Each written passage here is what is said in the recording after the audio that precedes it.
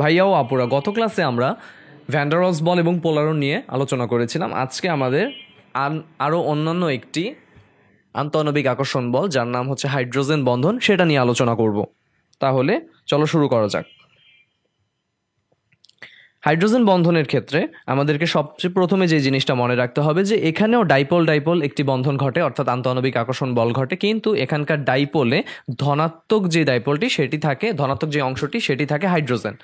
আচ্ছা, তার আগে একটু ইতিহাস বলে নেই। সেটা হচ্ছে 1920 সালে ল্যাটিমার এবং রডিবুস নামক দুজন বিজ্ঞানী সর্বপ্রথম হাইড্রোজেন বন্ধনের ধারণাটা উপস্থাপন করেন। আচ্ছা, এবার হাইড্রোজেন বন্ধনের সংজ্ঞাটা দেখে নেই। সংজ্ঞাটা একটু কঠিন ভাষায় লিখে আমি সহজে ব্যাখ্যা দিয়ে দেব। একটি তীব্র তড়িৎ ঋণাত্মক মৌলের পরমাণুর সঙ্গে সমযোজী বন্ধনে আবদ্ধ হাইড্রোজেন পরমাণু অপর একটি একই বা ভিন্ন অণুর তীব্র তড়িৎ ঋণাত্মক মৌলের পরমাণুর সঙ্গে তড়িৎ আকর্ষণে আবদ্ধ হয়ে আয়নীয় প্রকৃতির যে দুর্বলতর আন্তঃআণবিক আকর্ষণ বলের সৃষ্টি করে তাকে হাইড্রোজেন বন্ধন বলে। আচ্ছা, ভাষাটা অনেক কঠিন, আমরা একটু সহজভাবে দেখে নিই।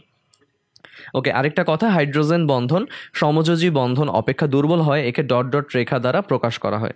আমরা উদাহরণটা লিখে নিই এবং এখানে দেখতে পাবো যে আমরা দেখতে পাচ্ছি এখানে হাইড্রোজেন ফ্লোরাইড, তার মানে এখানে হচ্ছে আংশিক ধনাত্মক চার্জ, এখানে হচ্ছে আংশিক ঋণাত্মক চার্জ। আমার অনুরূপভাবে এখানে আংশিক ধনাত্মক, এখানে আংশিক ঋণাত্মক, অর্থাৎ এরা হচ্ছে ডাইপোল। এবার এখানে যখন ডাইপোলগুলো সৃষ্টি হচ্ছে, এখানকার ডাইপোলে স্পেশালি সবসময় হাইড্রোজেনের উপস্থিতিটা প্রয়োজন, কারণ আমরা নামেই দেখতে পাচ্ছি হাইড্রোজেন বন্ধন নাম। আচ্ছা, তো তাহলে ডাইপোলটা কিভাবে সৃষ্টি হচ্ছে? হাইড্রোজেনের ক্ষেত্রে তার তড়িৎ ঋণাত্মকতা 2.1 আর ফ্লোরিনের ক্ষেত্রে 4। তাহলে আমার তড়িৎ ঋণাত্মকতার পার্থক্য এখানে দাঁড়াচ্ছে 1.9। অর্থাৎ এদের তড়িৎ ঋণাত্মকতার পার্থক্যটা যত বেশি হয় তত আবার বন্ধনটা শক্তিশালী হয় বেশি। এবার পাশাপাশি যে ডাইপোলগুলো রয়েছে, এই ডাইপোলের সবগুলোতেই হাইড্রোজেনের উপস্থিতি আছে। তাহলে হাইড্রোজেনটা কি করে? পার্শ্ববর্তী যেই হাইড্রোজেন ফ্লোরাইড অণুটা রয়েছে তার তড়িৎ ঋণাত্মক অংশটাকে ফ্লোরিন তার সাথে ডট ডট ডট অর্থাৎ হাইড্রোজেন বন্ধনের মাধ্যমে যুক্ত হয়। অনুরূপভাবে এখানে একটা হাইড্রোজেন ফ্লোরাইড রয়েছে, এখানে একটা হাইড্রোজেন ফ্লোরাইড। এখানকার হাইড্রোজেন আয়নটি এখানকার ফ্লোরিন আয়নের সাথে একটা আন্তঃআণবিক আকর্ষণ বলের সৃষ্টি করে, যাকে ডট ডট চিহ্ন দিয়ে প্রকাশ করা হয়। অর্থাৎ এই অণুটি আর এই অণুটির মধ্যে এটা হচ্ছে আকর্ষণ, আবার এই অণুটি এবং এই অণুটির মধ্যে এটা হচ্ছে আকর্ষণ। এভাবে হাইড্রোজেন বন্ধন কাজ করে।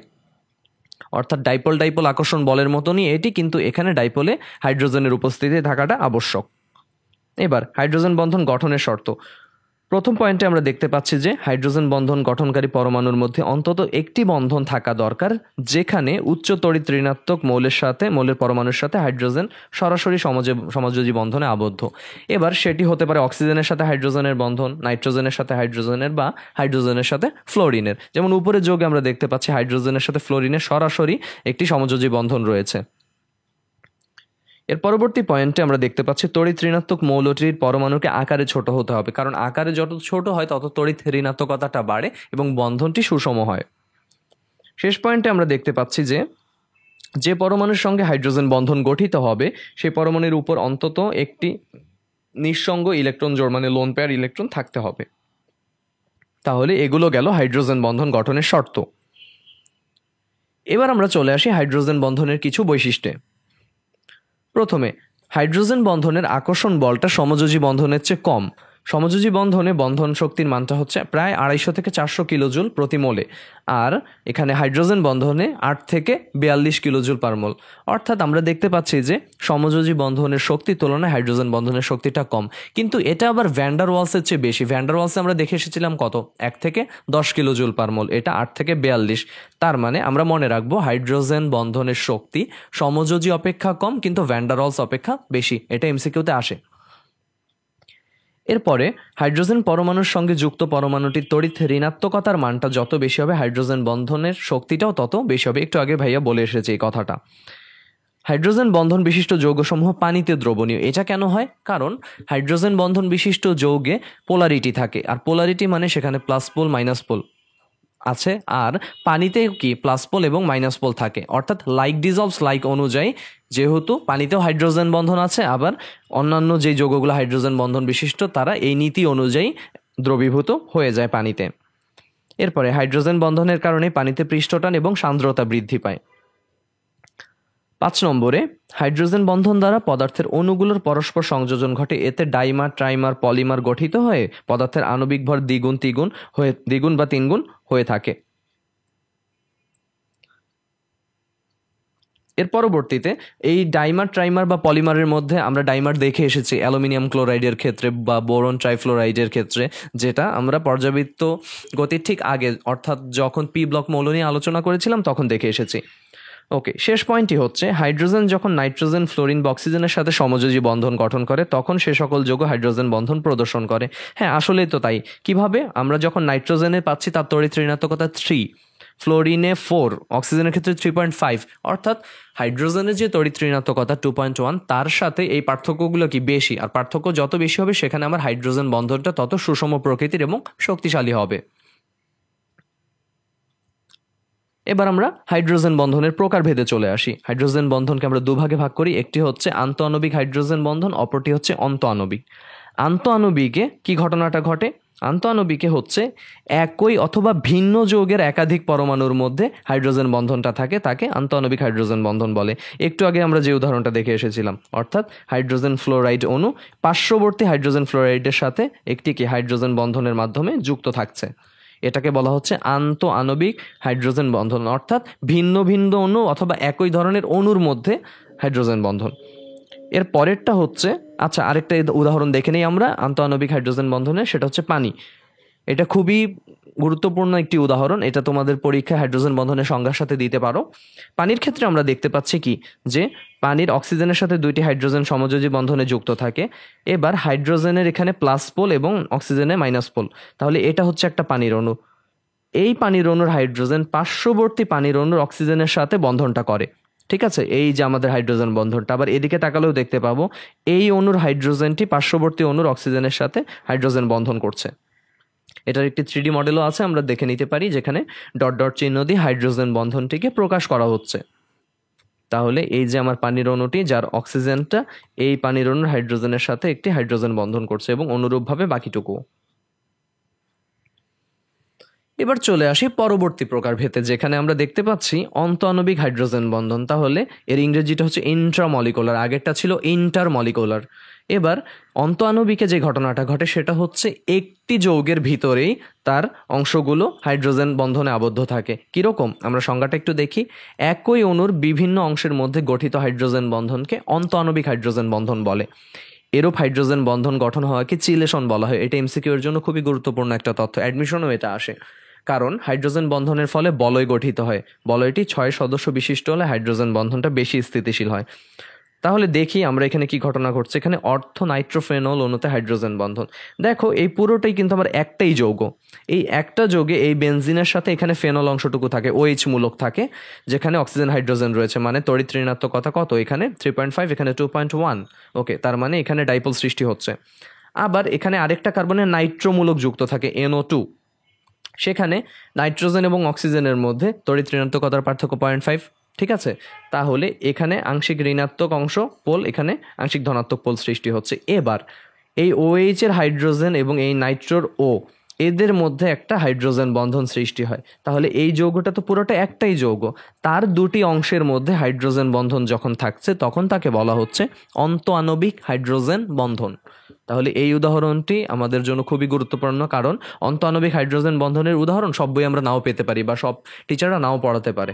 তাহলে এই প্রকারভেদ দুটো আমরা জেনে রাখবো। এবার একটি অনুধাবন বা প্রয়োগের প্রশ্ন বলতে পারো, সেটি হচ্ছে অক্সিজেন ও সালফার পর্যায় সারণীতে একই শ্রেণীভুক্ত মৌল হওয়া সত্ত্বেও অক্সিজেনের হাইড্রাইট এবং সাধারণ তাপমাত্রায় তরল, কিন্তু সালফারের হাইড্রাইটটা সাধারণ তাপমাত্রায় গ্যাসীয় কেন? অর্থাৎ পানি হচ্ছে তরল এবং হাইড্রোজেন সালফাইড গ্যাসীয়, এটা কেন হচ্ছে আসলে? তাহলে প্রথমে আমরা দেখে নিই এখানে পানিতে অক্সিজেন এবং হাইড্রোজেনের তড়িৎ ঋণাত্মকতা কত কত। পানিতে অক্সিজেনের তড়িৎ ঋণাত্মকতা হচ্ছে 3.5 আর হাইড্রোজেনের হচ্ছে 2.1, তার মানে তড়িৎ ঋণাত্মকতার পার্থক্যটা এখানে 1.4, তার মানে এখানে ডাইপোল সৃষ্টি হবে, অর্থাৎ হাইড্রোজেন বন্ধন আমি পাবো। কিন্তু হাইড্রোজেন সালফাইডে আমি যখন চলে যাচ্ছি সেখানে কি ঘটনা ঘটছে?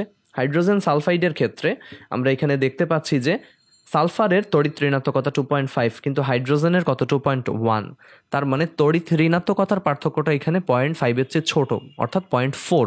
তাহলে এখানে কি আমাদের ডাইপোল সৃষ্টি হবে? আর ডাইপোল যদি সৃষ্টি না হয় সেখানে হাইড্রোজেন বন্ধন আসার তো কোনো প্রশ্নই ওঠে না। সেজন্য পানিতে যখন হাইড্রোজেন বন্ধনটা থাকছে তার বন্ধন শক্তিটা কি বেশি শক্তিশালী, বেশি সুদৃঢ়, এবং সেজন্য সে তরল। আর হাইড্রোজেন সালফাইডের ক্ষেত্রে যেহেতু তার মধ্যে ডাইপোল নেই, অর্থাৎ হাইড্রোজেন বন্ধন নেই, সেহেতু তার মধ্যে আমাদের আকর্ষণ বলটা তুলনামূলক পানির তুলনায়, পানির অণুর তুলনায় কম থাকে, সেজন্য তারা গ্যাসীয়।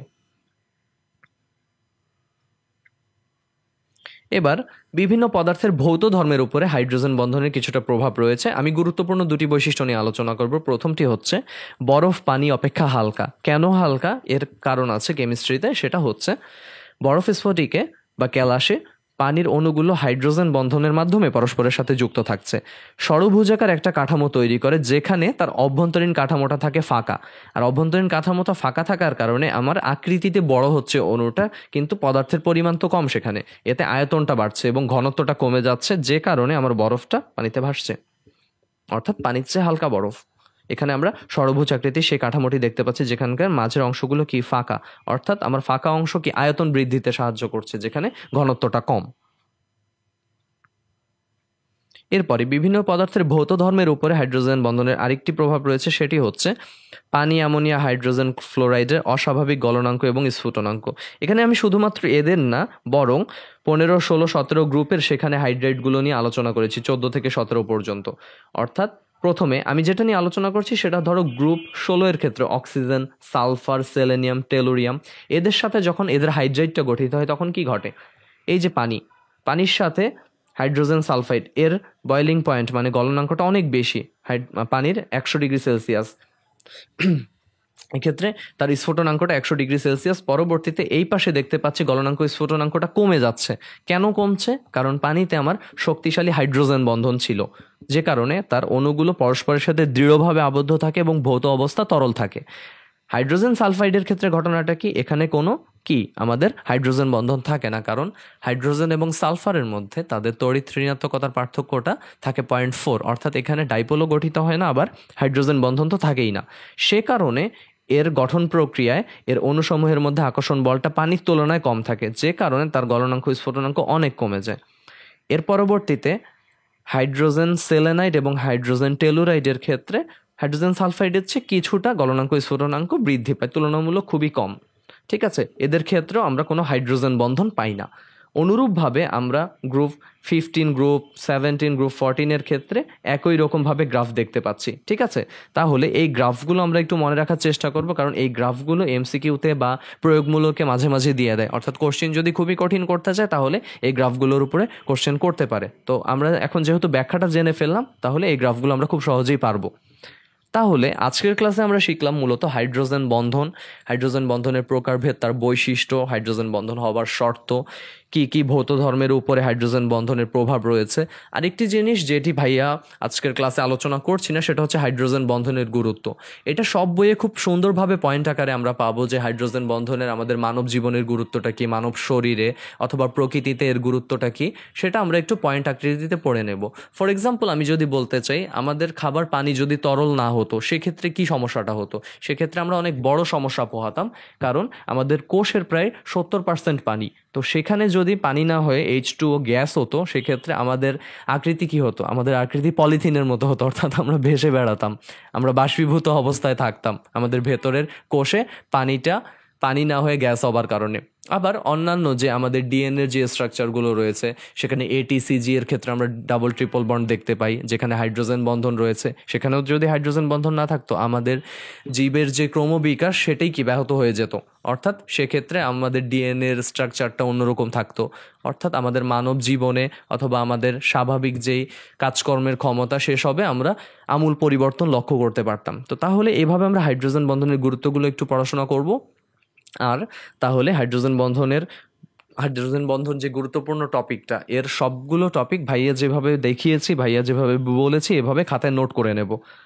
তাহলে আজকের ভিডিও ক্লাস এই পর্যন্তই। আগামী ক্লাসে আমরা এই অধ্যায়ের সর্বশেষ টপিক অজৈব যৌগের নামকরণ নিয়ে আলোচনা করব।